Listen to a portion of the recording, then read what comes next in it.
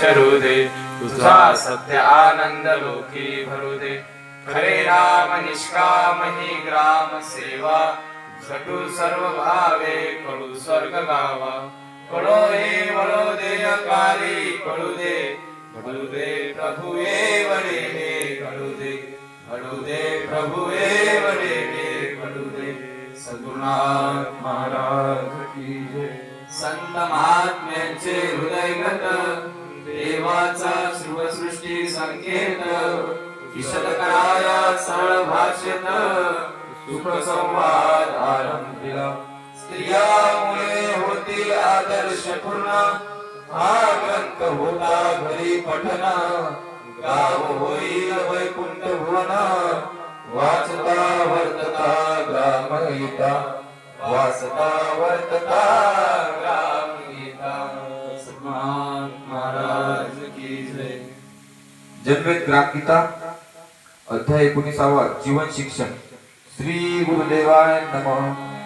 श्रुतियाने केला प्रश्न खेडे शहराहूनही महान ऐसे म्हणतो आपण जन परी एक खून न विसरावी।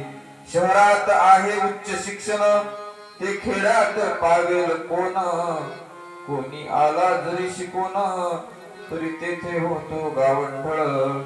नगरा माझी नगरची होई जे यासाठी शहरची विद्यार्थी पाहिजे खेड्या माझी नांगरची वाहिजे ऐसे होते।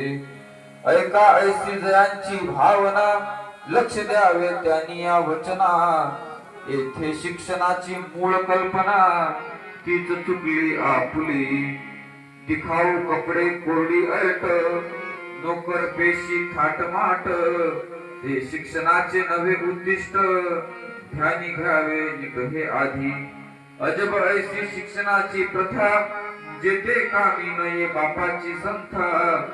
बाप करी शेतीची व्यवस्था मुलगा मागे नोकरी व्हावे मोठे बाबूसाहेब काम जुजबी पैसा खूप मोठी पदवी दिखाऊ डब ही उच्चता म्हणूची नये। हे सर्व मागील विसरून मुला मुलींना द्यावे शिक्षण जेणे गावाचे वाढेल भूषण सर्वतोपरी नुसते नको उच्च शिक्षण हे तो गेले मागील युगी लपवून आता व्हावा कष्टिक बलवान सुपुत्र भारताचा।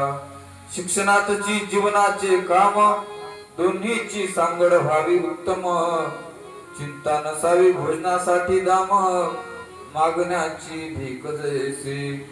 मुलात एखादा तरी असावा गुण ज्याने पोट भरेल त्यात निपुण नये संसारा माझी अडचण कोणत्याही परी।